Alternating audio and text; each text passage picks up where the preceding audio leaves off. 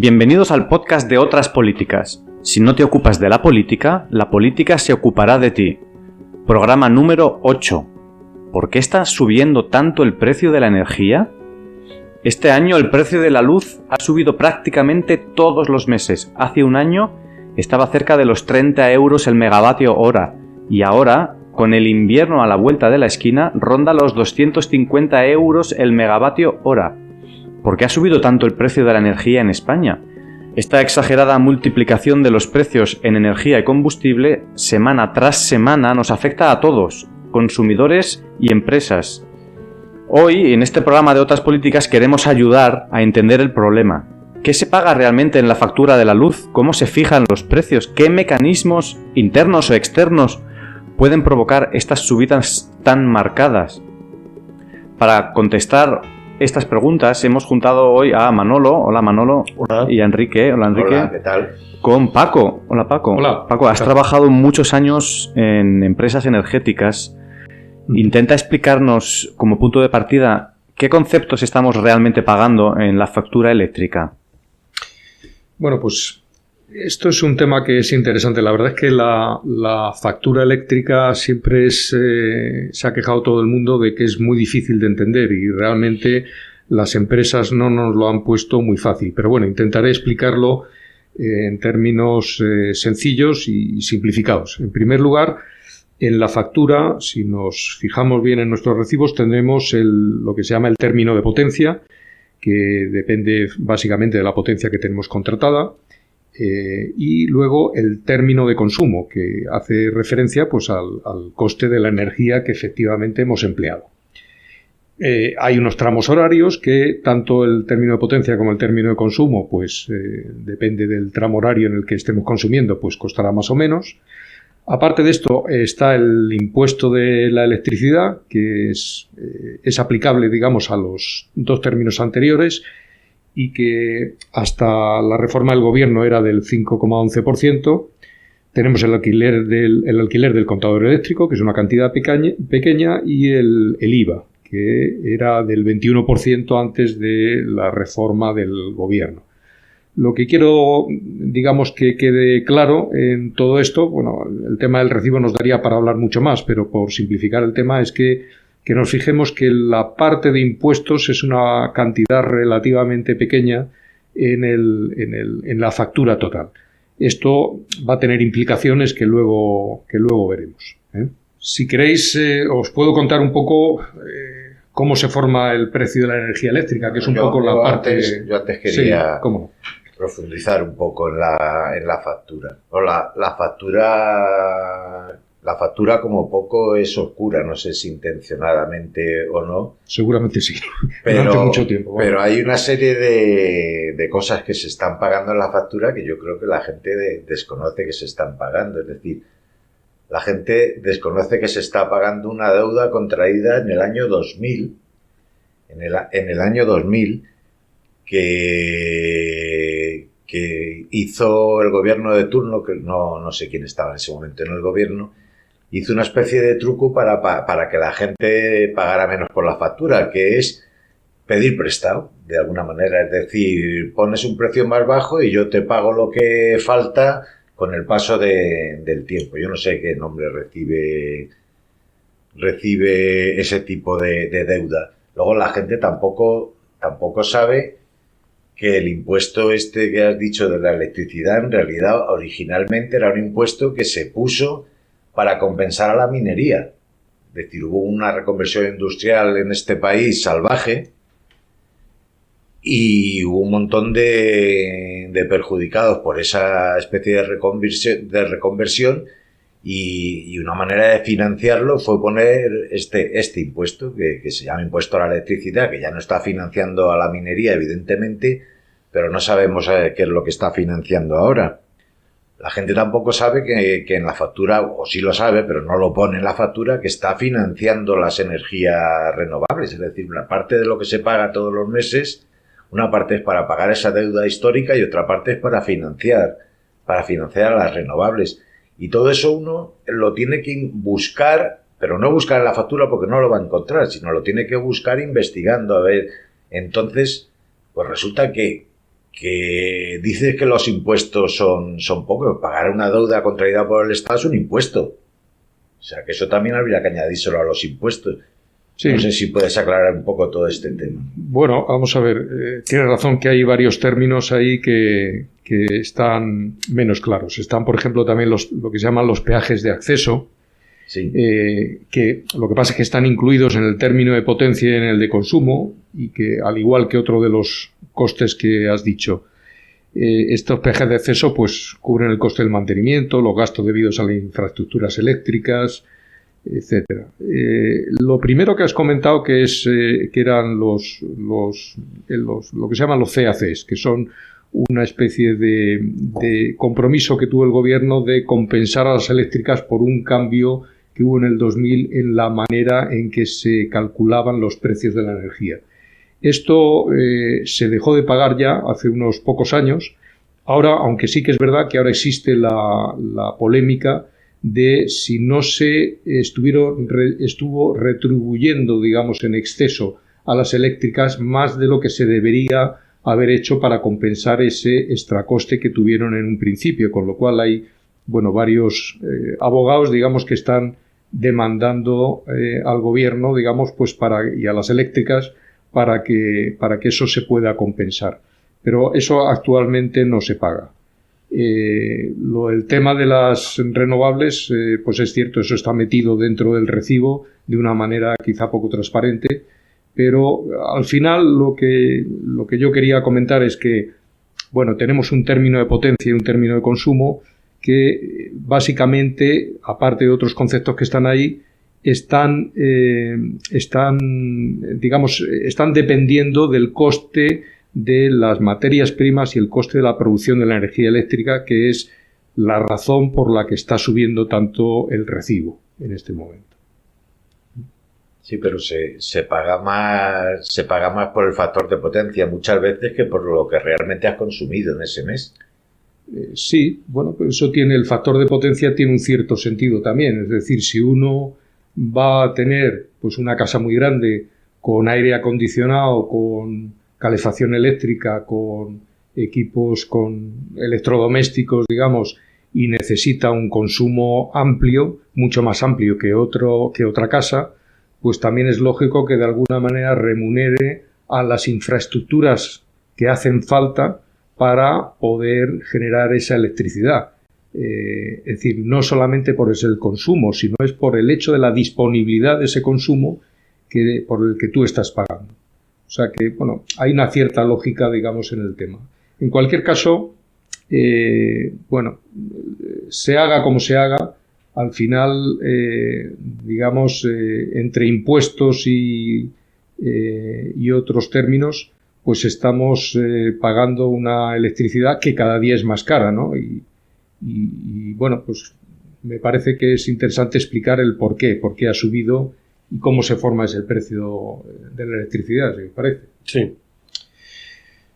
Bueno, vamos a ver.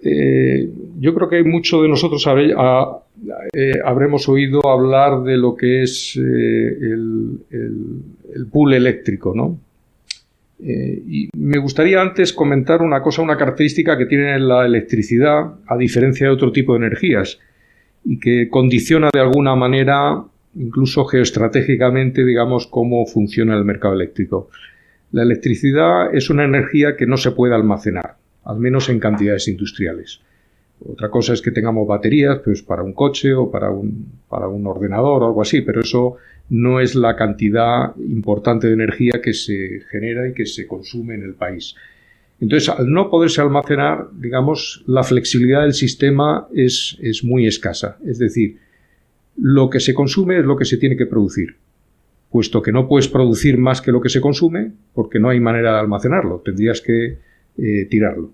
Entonces, hay unos sistemas bastante complejos en los cuales todo el sistema tiene que compensar, digamos, y estar continuamente, digamos, adaptándose a cuál es el consumo que está en cada momento para producirlo en ese momento. De manera estadística se puede predecir con bastante fiabilidad, digamos, cuál va a ser el consumo que hay al día siguiente. Por eso todos los días nos dicen, mañana el precio de la electricidad va a estar a tanto. porque se tiene una idea bastante clara de cuál va a ser el consumo real.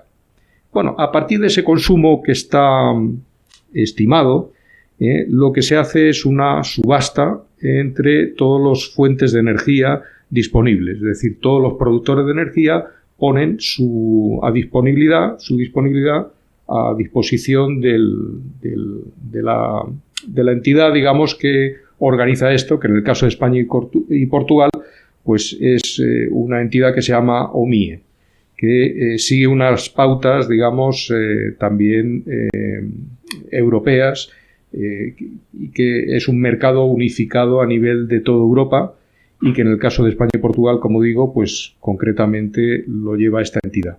Bueno, como decía, cada uno de estos productores de energía oferta, digamos, la energía que tiene. Lógicamente hay unas energías que son más baratas que otras. Es decir, por ejemplo, el gas natural pues requiere unos gastos de materia prima, unos gastos de almacenamiento, de transporte, etcétera, etcétera, de producción de la energía eléctrica, que tienen unos costes mayores que, por ejemplo, la energía solar. La energía solar, en principio, digamos, tiene unos costes operativos, pero básicamente gratis. Es decir, nos viene caída del cielo, nunca mejor dicho, y no tiene costes. Con lo cual, por definición, digamos, es igual que la eólica, pues digamos, son energías más baratas y energías más limpias. Bien, lo que se hace es que como digo, hay algunas energías que tienen un precio más bajo, otras un poco más alto, otras un poco más alto, y entonces lo que se hace es que se va rellenando la demanda que va a haber en el país. Primero entran las energías más baratas, luego las siguientes, luego por orden de precio, digamos, van entrando hasta la más cara, que normalmente pues es el gas natural. ¿Qué es lo que pasa? Que siempre se paga al valor de la energía más cara que haya. Es decir, si ha entrado, digamos, el gas natural a formar parte de esa oferta, de esa producción, digamos, que se mete en la red, pues tanto la hidráulica como la eólica, como la nuclear, como etcétera, son pagadas al precio del gas natural, que es la más cara. Este punto, Paco, que lo he leído muchas veces y que tú lo has explicado ahora con meridiana claridad, a mí me sigue costando entenderlo. Vale, la última entra en una determinada proporción y es la más cara, lógicamente se debería retribuir al precio de producción ese porcentaje que aporta la última, pero lo que no entiendo es por qué, si la energía solar cuesta X y la del gas, me lo estoy inventando, cuesta 10X, la solar no se paga X, sino que se paga 10X. Esto no lo consigo entender. Y además es que siempre entra, dice, la última más cara que entra es la que fija el precio. O sea, siempre fija el precio el gas natural. Sí, actualmente sí, porque entre otras cosas la demanda pues es muy grande. Bueno, yo entiendo la explicación que yo tengo para eso y es, ya te digo, forma parte de la fijación, del sistema de fijación de precios que hay a nivel de toda Europa. Yo creo que la lógica que tiene es que precisamente al pagarse a las energías baratas, sea la eólica, la solar, etcétera, a precios de la más cara, que es la del gas natural, en este caso, pues lo que estás haciendo, digamos, es dándole un incentivo económico especial a las energías más baratas. ¿Cuál es la lógica de este sistema? Pues que con el tiempo las empresas van a invertir más en energías baratas, porque saben que se va a remunerar mucho mejor que las energías caras.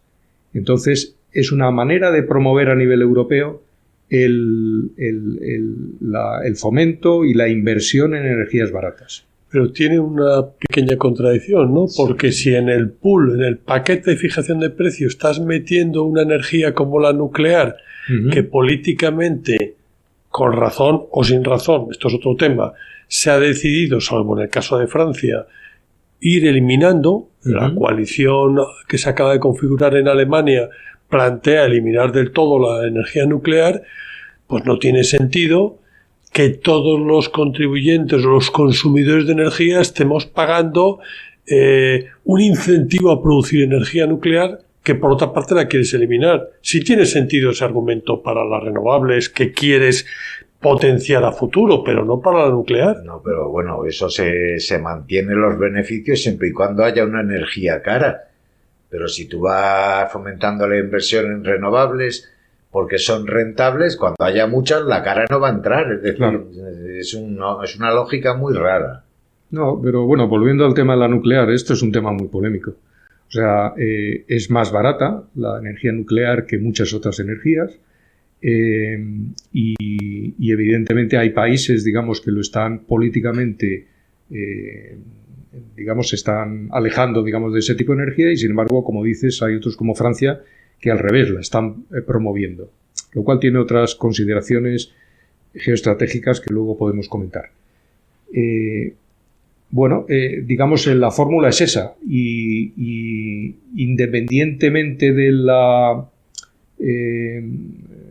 digamos, de los problemas que tenga la energía nuclear, la realidad es que es más barata y por lo tanto está, digamos, subvencionada de esa manera o fomentada de igual manera que están las energías más limpias.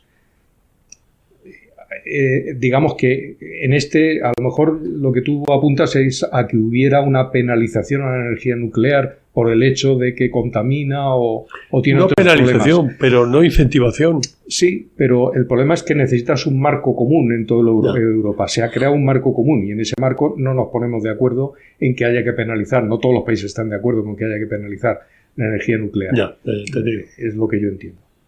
Digamos que volviendo un poco al tema del sistema de fijación de precios, bueno, lo que se ha estimado es, digamos, que es un sistema transparente que supone un incentivo para las inversiones de energías limpias y baratas y al final tiene un efecto en todos los esfuerzos que se están haciendo en Europa de transición energética. Entonces, bueno, podemos, digamos, pasar a comentar, si os parece, a qué se deben los costes tan altos que tiene ahora mismo la energía eléctrica. Sí. Bueno, hay varias razones, digamos, por las que en este momento, pues como ha indicado antes Iván, pues se han disparado los precios de la energía eléctrica. Y además que la previsión es que siga así. Hay uno de los criterios, digamos, o una de las causas, digamos, por las que está subiendo es porque uno de los componentes, digamos, que tiene ese precio es el aumento, o sea, los costes de emisión de CO2. Se paga, digamos, hay un mercado internacional de costes de emisión de dióxido de carbono como gas contaminante y de efecto invernadero y que, bueno, para pues que lo ha subido. Para que lo entienda todo el mundo, de efecto invernadero de generación del cambio climático. O sea, sí, lo digo porque sí. no todo el mundo lo tiene así de claro. Efectivamente. Entonces esto, así por hacernos una idea, pues hace un año y pico estamos en el orden de 20 euros por megavatio hora y ahora mismo pues estamos del orden de los 70 y tantos y se prevé que pueda subir incluso más en los próximos meses. Es decir, que cada vez es más caro contaminar, es lo que estás queriendo decir. Sí, efectivamente. Y bueno, pues esto es un tema, digamos, también controvertido, ¿no? Porque efectivamente cada vez cuanto más contaminas más pagas y esto es una de las razones porque esto se ha hecho en los distintos foros internacionales que tienen que ver con temas de cambio climático. El hecho de que exista este mercado de emisión de dióxido de carbono está relacionado con el hecho de que, de favorecer aquellas energías que emitan menos dióxido de carbono y penalizar a aquellos países y aquellas empresas y aquellas factorías, digamos, que más contaminan. Esto es una manera, de nuevo, de favorecer una transición energética. Ya, pero vamos a ver, en un mercado se compra y se vende. Sí. Compra el que es dueño de algo. Vende el que es dueño de algo y compra el otro. ¿Quién es el dueño de los derechos a contaminar? ¿Quién los vende? Bueno, esto es un mercado, digamos que, como todo mercado, digamos, para que funcione la oferta y la demanda tiene que ser finito. Es decir, tiene que tener una cantidad de derechos disponibles, que eso se regula anualmente. Entonces, aquellos países y aquellas empresas, digamos, que contaminan, tienen la obligación, según la ley, de comprar esos derechos si realmente quieren... pero que ¿a quién se los compran? Pues a los países, digamos, que precisamente tienen menos contaminación o que contaminan menos. Es decir, que hay una especie de... pero todos los países al principio del año tienen la misma cantidad de derechos de contaminación, ¿o hay países que ya de partida pueden contaminar más que otros? No conozco el detalle del tema, sinceramente. No sé cómo se regula, si se regula por población o se regula por superficie, pero lo que sí que es cierto al final, digamos, es que digamos que los países menos desarrollados, que normalmente tienen menos fábricas, digamos, que contaminan, menos procesos de contaminación, digamos, se ven favorecidos por este mecanismo. En el fondo lo que hay aquí, y eso se ha discutido en todas las reuniones internacionales, es que mientras que ahora se ve una necesidad de reducir la contaminación a nivel global, teniendo en cuenta que la contaminación no sabe de fronteras y que lo que se produce en Alemania o en Francia va a pasar a Brasil y lo que se produce en Indonesia, pues igualmente se va a contaminar el resto del planeta, porque no... Como digo, los vientos pues no conocen fronteras. Pues ahora que los países desarrollados, pues que hemos contaminado mucho a lo largo de la historia, vemos la necesidad de parar esta maquinaria de contaminación que hemos creado, pues claro, los países que se han desarrollado menos dicen, oiga, usted quiere que yo también aplique, digamos, medidas anticontaminación, cuando resulta que yo no me he desarrollado económicamente, como han hecho ustedes, no tengo el mismo nivel de vida que tienen ustedes, y sin embargo quieren ustedes que yo pague también un esfuerzo de descontaminación, porque todo esto supone, digamos, un peor rendimiento de las fábricas, el hecho de no producir CO2, y usted quiere que yo lo haga cuando no me he podido desarrollar. Yo tengo derecho también a desarrollarme económicamente, a que mi población viva mejor. Entonces, por eso se ha creado este mercado de costes de emisión de CO2. O sea, perdona, ¿qué es lo que se está produciendo? Lo que tú estás diciendo es que en el fondo este mercado es una forma de hacer transferencias económicas. Exacto. De los países y empresas ricas, que son las contaminantes, a los países que no han tenido oportunidad de industrializarse y, por tanto, no han alcanzado el nivel de contaminación de los países desarrollados. Es un modo de transferir económicamente. Efectivamente. Sí, lo que pasa que lo que sorprende de esto es que oscile tanto el precio. Es decir, que si en una semana los derechos de emisión cuestan el doble que la semana anterior, es porque entre medias ha habido, vamos a llamarle especulación o juego de mercado que no responde a una realidad. Es decir, sí. y eso es gran parte del coste de gran parte del coste de la factura se debe a eso.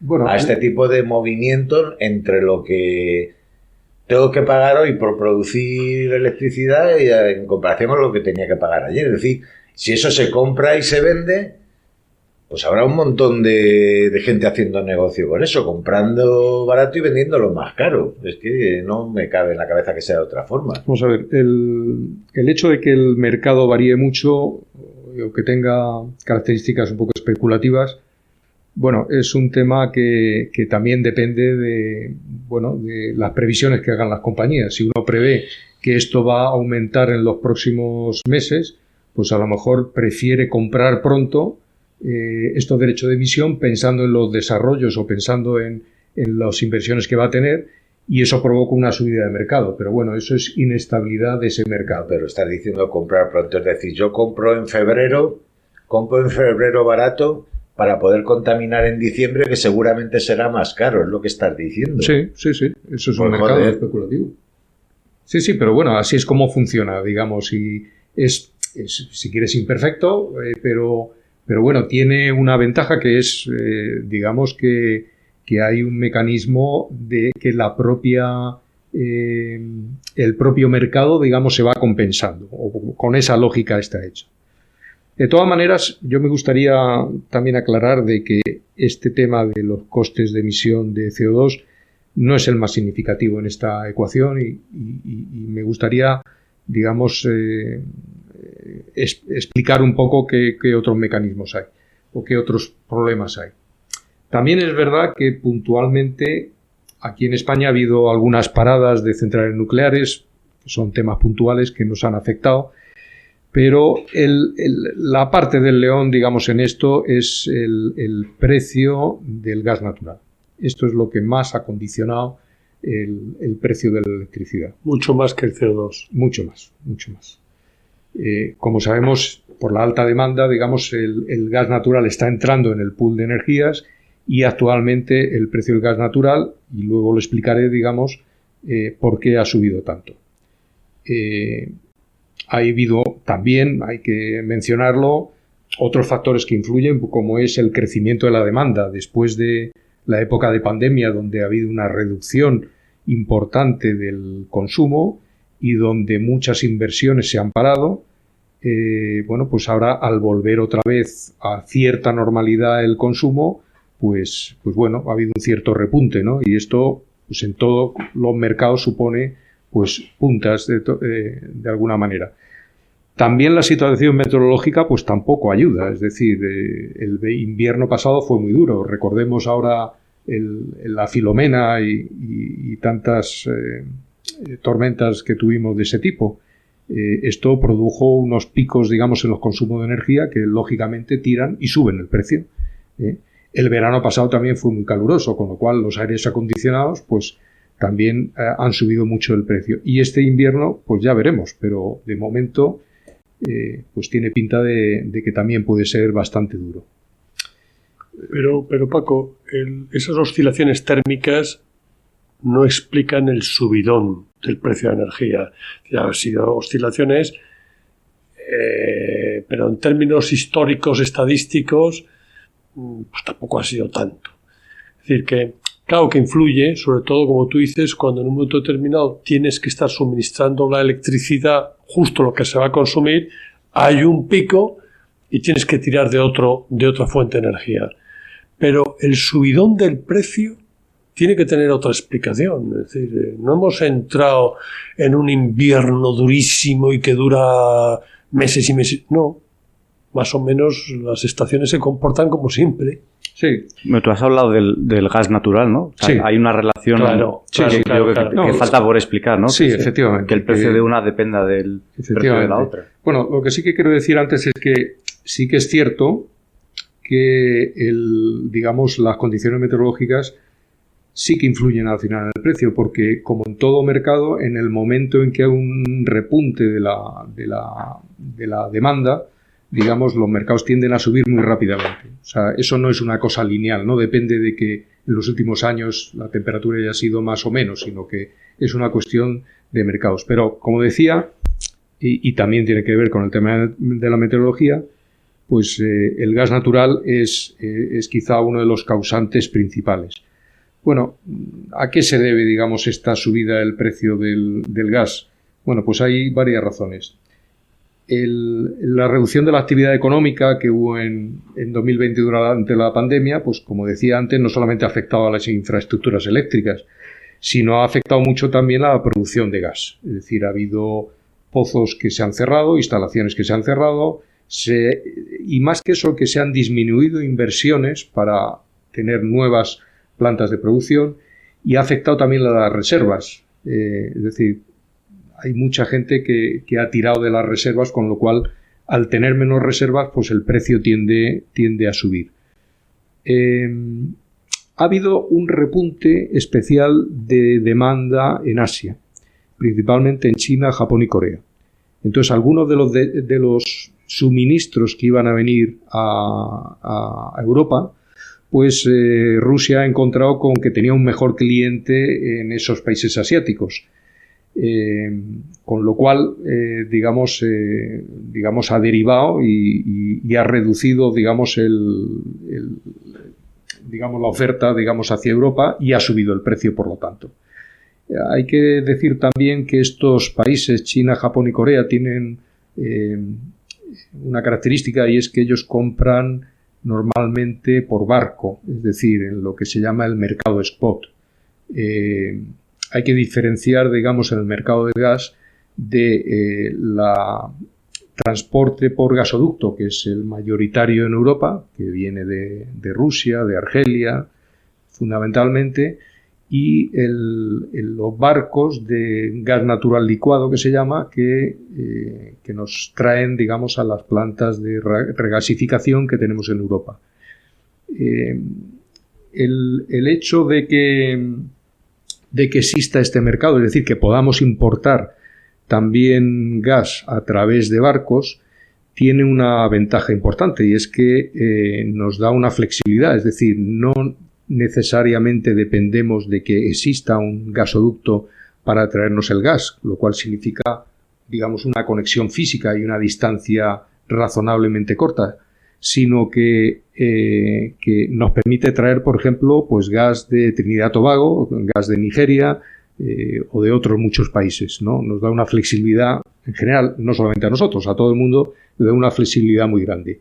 Y esto es especialmente lo que está produciendo, lo que está ocurriendo, digamos, en los países asiáticos. Compran mucho en ese mercado spot, es decir, mucho por barco, que tiene un precio superior, porque los costes de producción son mayores, tiene un precio superior a los contratos, digamos, de suministro por gasoducto. Entonces, resumiendo, tenemos un aumento de la demanda en Asia, por condiciones meteorológicas también, por haber pasado un invierno duro, y luego por un aumento de la producción, de las necesidades, de la demanda, porque se está reactivando la economía. Luego, para complicar más las cosas, digamos, tenemos casos más específicos de Europa, como es el problema del cierre del gasoducto Magreb-Europa, el que pasa por Marruecos. Las hostilidades políticas entre Argelia y Marruecos, pues ya sabemos que recientemente han hecho que se cierre esa una de las vías principales que teníamos para tener gas en España. Ese gasoducto suministraba 8.700 millones de metros cúbicos anuales, mientras que el otro gasoducto que viene de Argelia, que viene directamente, que entra por Almería, pues tiene una capacidad de 10.000 millones de metros cúbicos anuales. Aquí, aunque el gobierno ha estado negociando con Argelia y Argelia nos ha prometido que suministrará todo el gas que haga falta, lo cierto es que casi la mitad, digamos, de lo que nos suministraba a España y a Portugal vía gasoducto, pues no va a estar disponible. Entonces, no va a estar disponible por gasoducto. La única manera de compensarlo, digamos, sería hacerlo por barco. El barco, como ya he dicho antes, es más caro, con lo cual eso hace subir los precios. Por otro lado, tenemos también en Europa, pues que gran parte del gas viene de, como decía, de Rusia, especialmente a Centro Europa, y ya recordaremos todos pues las disputas políticas que tiene actualmente con Bielorrusia y la parte europea y también los tradicionales problemas que ha habido con Ucrania. Históricamente, hace no muchos años, pues esto provocó pues el cierre de algunos gasoductos porque por falta de acuerdo, digamos, entre Ucrania y Rusia, lo cual produjo problemas de desabastecimiento en el centro de Europa. Para terminar de complicar las cosas, pues había un nuevo gasoducto que se llama el Nord Stream 2, que iba a suministrar a Centro Europa, a Alemania, directamente desde Rusia, sin pasar por ningún país intermedio. Este gasoducto se iba a inaugurar, a poner en producción en breve, y sin embargo el regulador alemán ha anunciado su decisión de suspender temporalmente el proceso de certificación del gasoducto, lo cual inmediatamente se ha notado en los mercados y ha subido el precio del gas. Perdona, Paco, si pensamos en la subida de precio en España, Sí. teniendo en cuenta, dices, el componente principal está en el gas. Uh-huh. A nosotros el suministro del gas ruso nos afecta muy poco. Uh-huh. A los alemanes y el centro de Europa quizás mucho. A nosotros nos llega sobre todo de Argelia. Se ha cortado el gasoducto que pasaba a través de Marruecos a raíz de las tensiones políticas que está habiendo entre Marruecos y Argelia hace poco. Uh-huh. Es decir, la forma en que se ha disparado el precio de la luz en España, ¿tú crees que tiene que ver directamente con el conflicto, con que ha dejado de suministrarnos Argelia a través del gasoducto que pasaba por Marruecos? No, esto explicaría, digamos, lo que va a pasar en breve y lo que los mercados de futuros anticipan. Pero entonces lo que ha pasado tiene que tener otra explicación. Sí, son las que he dicho anteriormente. Digamos, la mayor demanda de Asia, en fin, y hay otras razones. Pero la mayor demanda de Asia a nosotros no nos ha afectado. Sí, porque al suministro de gas ruso sí, pero nosotros no bebemos de ese gas. Sí, porque en el fondo, digamos, todos los mercados, digamos, son vasos comunicantes. Es decir, si el precio del gas que se hay en Centro Europa se eleva un 20%, pues lógicamente eso repercute, o sea, aquí nadie quiere vender duros a pesetas. Entonces el mercado de spot inmediatamente sube y todos los contratos suben. Tú lo que quieres decir, Paco, es que si los argelinos están viendo que el gas ruso sube 20 euros más, ellos automáticamente lo suben porque no quieren perder ese lucro, no quieren tener ese lucro cesante, por decirlo así. Bueno, no conozco en concreto, digamos, el acuerdo, digamos, o los contratos que hay con Argelia, ¿no? Normalmente esos son acuerdos a largo plazo, con lo cual los precios suelen ser más estables. Lo que sí que digo es que va a afectar muy directamente al mercado spot. Es decir, a una parte significativa de lo que consumimos que viene de esos metaneros, de esos barcos, digamos, que nos traen el gas natural. Pues al final el gas natural está condicionando el precio de toda la energía eléctrica. Eso es y de todas las energías. De todas maneras, vale. Digamos, diciéndolo en castizo, tiene bemoles que si el precio de la energía se está disparando hasta unos niveles que para el consumo del ciudadano y para muchas empresas, estamos leyendo en la prensa que hay muchas fábricas que paran la producción, está por tanto subiendo tanto, bien, porque entra el último componente que es el gas natural y que sube mucho, tiene narices que se mantenga esa filosofía de retribución de las fuentes de gas más baratas como eran las renovables, como son las renovables, por una política de incentivación, sí, una política de incentivación en condiciones normales. Pero si se me está disparando el precio del gas y eso está llevando a que si yo respeto eso de que la energía más cara va a retribuir a las otras como forma de incentivarlas, oiga, como forma de incentivarlas cuando estemos en condiciones normales. Solo faltaría que estemos parando la industria y que mientras tanto a ustedes les estemos incentivando, duplicando y triplicando el incentivo normal para las eólicas y solares. Ahí hay algo raro. Bueno, esa pregunta es lógica, ¿no? Y esa duda, digamos, es lógica, ¿no? Yo lo que puedo decir es que lo que se percibe, digamos, es que en la Unión Europea esta situación se percibe como coyuntural. Es decir, si fuera una cosa a largo plazo, pues seguramente habría que tomar otras medidas. De hecho, el gobierno español, una de las cosas que defendió en Europa en una cumbre reciente fue cambiar el sistema de fijación de precios. Eso es una de las cosas.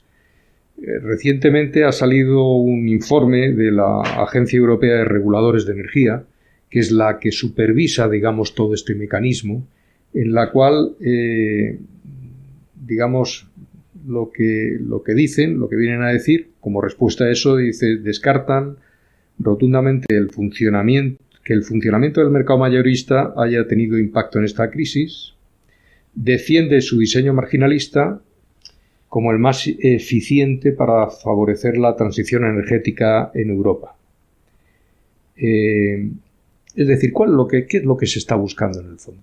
O sea, por lo menos esa es mi interpretación. Europa está digamos, convencida de que hay que hacer una transición energética. Esa transición energética pasa por lo que se llama el Pacto Verde Europeo. Eso, para que lo entiendan nuestros oyentes, hay que hacer una transición energética que elimine las fuentes de energía que emiten CO2, los de origen fósil, y pasemos a una energía renovable por aquello del cambio climático. Yo creo que no es solo eso, ¿no? También lo que querrá Europa es no ser energéticamente dependiente. Claro. Ahí yo creo que iba Paco. Efectivamente, sí, por ahí van los tiros. O sea, el Pacto Verde, digamos, tiene varias, digamos, derivadas, ¿no? Uno de los objetivos que tiene es la descarbonización de la economía, la electrificación incluso de la industria y del transporte, ¿no? Se pretende también tener una mayor eficiencia, digamos, energética. Y uno de los objetivos que hay, que para mí es fundamental, es promover la independencia energética del continente. Hay que tener en cuenta que Europa actualmente es el mayor importador neto de energía del mundo. Es decir, es el tercer consumidor, después de Estados Unidos y China, pero nosotros no tenemos energía prácticamente. O sea, apenas algunos campos en el Mar del Norte y poco más. Básicamente somos importadores de energía, con lo cual dependemos totalmente, y esto tiene unas implicaciones geoestratégicas importantes, dependemos de todos los productores, y los productores está Rusia, está el Magreb y están otros países que hay por el mundo. Bueno, esto te coloca en una situación de cierta indefensión. Digamos, estratégicamente Europa tiene que trabajar, digamos, por una autosuficiencia energética. Y por lo tanto, digamos, no depender de los combustibles fósiles que no producimos aquí y que no tenemos. Y la apuesta de Europa es por ir hacia otro tipo de energías que nos permitan esa autosuficiencia. Eso es un poco lo que yo entiendo que está en el fondo de todo esto que estamos diciendo, y es lo que hace que este mecanismo de fijación de precios que hemos hablado al principio del pool de energías o del pool de electricidad favorezca tanto a las energías, digamos, no contaminantes o energías limpias, porque eso, digamos, va a favorecer ese cambio estratégico. Es decir, Europa quiere ser la primera región del mundo que digamos, que sea limpia energéticamente. Y el objetivo es hacerlo en el 2050. Pero no solo por ser limpia, sino porque eso le permita ser autosuficiente y cortar la dependencia con terceros. Claro, para mí están los dos conceptos. O sea, Europa claramente tiene una vocación, digamos, si quieres, ecológica, mayor que otras regiones del mundo. Ahora mismo, la verdad es que no solamente Europa, Estados Unidos se está subiendo al carro, China también incluso, a veces con ciertas contradicciones en sus acciones, pero Europa claramente siempre ha defendido esa postura. Pero aparte de eso es el tema de la autosuficiencia energética que estratégicamente es necesario para guardar una cierta independencia. Para mí que esa es la clave del tema. Sí, tiene sentido. ¿En qué año has dicho que no se te ha oído bien?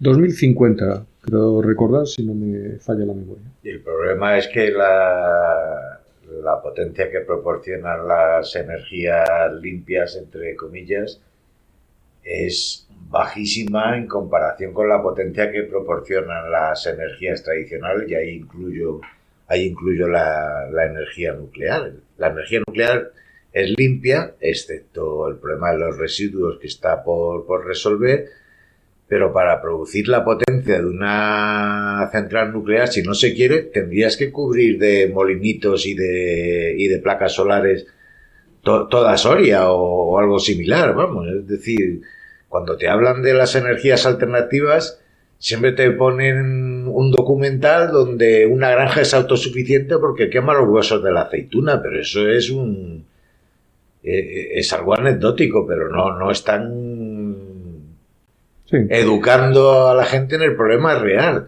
Es decir, si quieres mucha energía, no la puedes cubrir a base de molinos y de placas solares, ni de coña. Ya, hombre, hay un dato, digamos, para que también lo conozcamos. Actualmente, en el año pasado, En 2020 el gas natural, digamos, a través de ciclos combinados y cogeneraciones, pues suponía el 28% de la producción de energía eléctrica en España. La nuclear el 22%, la eólica casi el 22%, la hidráulica, que también es limpia, 12%, y la solar, fotovoltaica y térmica, casi un 8%. Es decir, si esto lo miramos con perspectiva histórica, esto ha ido evolucionando, digamos, hacia más.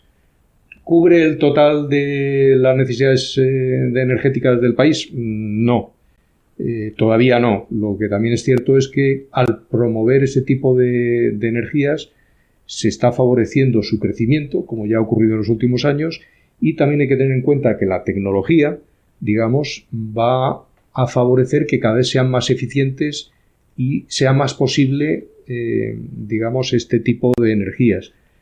Pero Paco, perdona, ¿tú crees, dentro de tus conocimientos, entonces que en un medio plazo, 10, 15 años, es realista pensar que Europa sea autosuficiente energéticamente y en base a energías renovables limpias?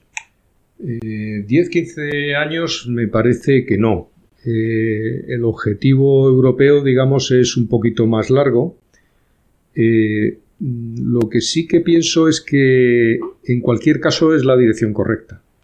Es decir, en cuanto fomentemos energías limpias y fomentemos la autosuficiencia energética, no sé si lo conseguiremos al 100%, pero si en vez de tener una dependencia altísima como tenemos actualmente del exterior en cuanto a la producción de energía, pasamos a tener una dependencia baja, cuanto más baja, digamos, más independientes seremos. Ahora mismo, de hecho, muchas voces en Bruselas pues acusan a Rusia y al Kremlin de estar detrás de las presiones que está habiendo para poder abrir el gasoducto Nord Stream 2.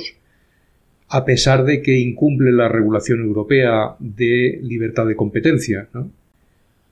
¿Por qué lo hace? Pues porque el que tiene poder, y en este caso Rusia lo tiene, porque tiene en su mano la sartén del mango, digamos, de la energía, pues puede presionar a Europa mucho más. De hecho, Estados Unidos está presionando desde hace muchos años a Europa para no aumentar el consumo energético desde Rusia, porque sabe que eso al final va a condicionar políticamente y estratégicamente Europa. De hecho, han aumentado, digamos, los consumos que vienen de Estados Unidos, y Estados Unidos se ha opuesto frontalmente, por ejemplo, a ese gasoducto. Incluso lo ha boicoteado. Sin embargo, bueno, pues Alemania, concretamente, que es el país que está recibiendo esto, pues bueno, consideró que no, que era necesario. Y bueno, pues digamos ha luchado por ello.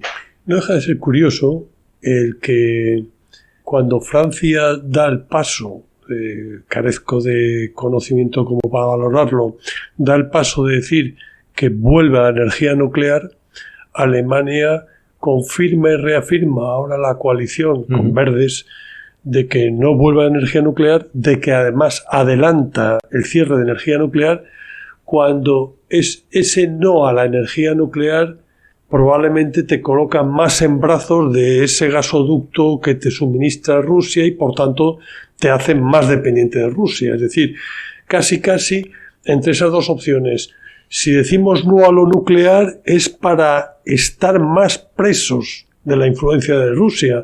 Sorprende que eso no haya generado un debate en Alemania y en Europa. Sí, tiene razón. O sea, lo que pasa es que el tema nuclear es un tema muy visceral y es un tema muy político. Entonces, en Alemania predominan, digamos, los partidarios del no a lo nuclear y, por lo tanto, para ellos no es una salida. Es decir, quieren buscar salidas por otro lado. No son las únicas energías, digamos, estas que estamos diciendo. También Europa está investigando y apostando por otras energías como es el hidrógeno. Pero bueno, esto es un tema muy incipiente todavía, ¿no? Pero bueno, son las opciones políticas que cada país ha tomado. Francia se ha convertido Recordemos que a la salida del Reino Unido de la Unión Europea se ha convertido en la única potencia nuclear en Europa.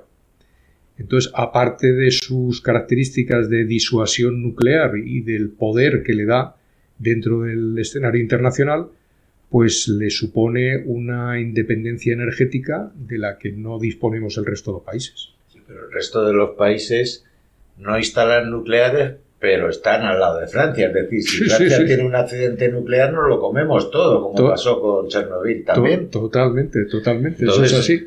Yo no sé a la hora de presentar los argumentos, porque se presentan siempre desde un punto de vista parcial y nunca contando toda la verdad.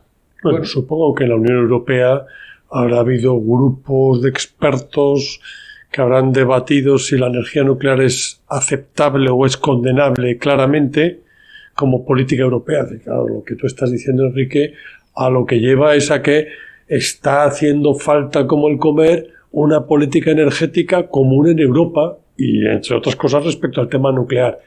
¿Por qué no han llegado a esa política común? Seguramente no es fácil, claro. Claro. No, porque además la nuclear tiene una característica, aparte de que tiene un precio relativamente barato, digamos, no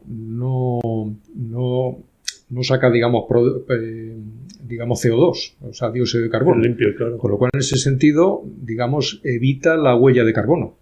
Tiene otros problemas, evidentemente, sí, que claro, ya conocemos. Los residuos ahí, pues no se sabe dentro de 100 años qué pasa. El problema es la seguridad. Ya ha habido 2 accidentes nucleares sonados, o 3, y tiene el problema que todavía no se sabe cómo eliminar los residuos, pero posiblemente si se investigara en ese sentido, los residuos podrían seguir produciendo energía en vez de guardarlos en un barril enterrado, ¿no? Ya. Oye, llevando tema a otro terreno, entonces, ¿en España la luz va a seguir subiendo el precio? ¿La luz, la energía? Bueno, ¿o esto cuándo volverá? Dicho de otra manera, aunque está claro que el presidente del gobierno, Pedro Sánchez, no va a poder cumplir, no sé si lo pretendía de verdad o era aquí una promesa falsa que nos ha hecho conscientemente, pero está claro que no va a poder cumplir eso de que el precio va a volver al que estaba hace un año, a final de este año, es decir, dentro de un mes. Pero dejando eso aparte, ¿cuánto crees tú que va a seguir la escalada del precio de la energía? Bueno, como has dicho, a mí la promesa esta que hizo Pedro Sánchez de que el precio que íbamos a pagar la energía este año iba a ser similar al que pagamos el 2018, yo ya cuando la hizo me pareció una imprudencia, porque es que, entre otras cosas, pues porque hay muchas cosas que no puede manejar y no puede controlar. De hecho, bueno, pues una de las cosas que ha hecho el gobierno, como sabéis, es que ha rebajado los impuestos. Es decir, el IVA pasó del 21% al 10% y el impuesto a la electricidad pasó del 5 y pico por ciento al 0,5%. Bueno, es que son de las pocas cosas que puede hacer el gobierno, porque el resto no depende de él.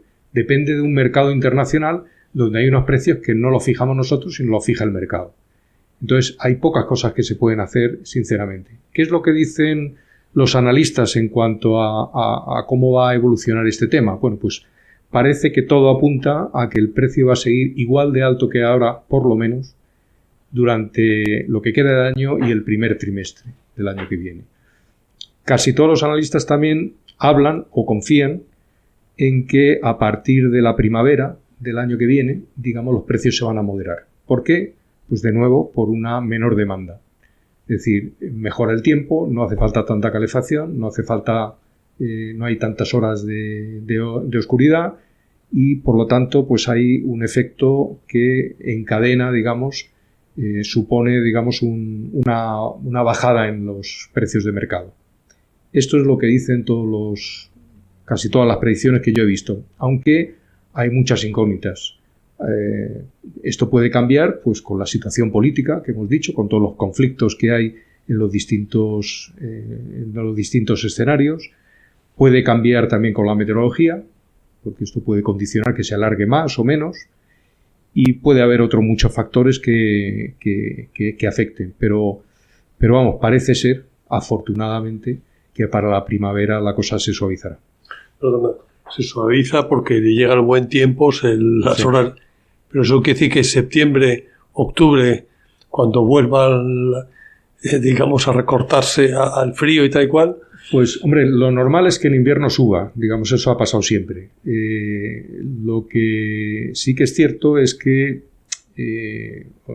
yo leía unas declaraciones de Christine Lagarde, la presidenta del Banco Central Europeo, hace poco, en las cuales pues un poco decía que consideraba que esto era una situación coyuntural, es decir, en parte debida a que estamos saliendo de una recesión económica importante debido a la pandemia. Entonces, al reactivarse la economía, digamos, hay una punta, digamos, de demanda que los mercados inmediatamente acusan de forma exagerada. Christine Lagarde decía que pensaba que no hacía falta, por ejemplo, modificar los estímulos financieros que actualmente tiene el Banco Central Europeo, porque consideraba que esto pasará, que es una cuestión coyuntural. Bueno, veremos si están en lo cierto. No nos ha quedado muy claro si en el futuro tendremos precios más altos o más bajos, si tenemos una luz verde, nunca mejor dicho, con ese pacto de autosuficiencia energética para dentro de bastantes décadas, pero por lo menos, aunque esto es un poco incierto, espero que hayamos podido aclarar algunos detalles menos conocidos de todo este asunto. Muchísimas gracias, Paco, especialmente a ti hoy. Gracias, Enrique, y gracias, Manolo. Gracias. Nos vemos en otraspolíticas.com y nos escuchamos en iVoox y en Spotify. Suscríbete, deja tus comentarios o tus preguntas y ayúdanos compartiendo en tus redes sociales. Hasta la próxima.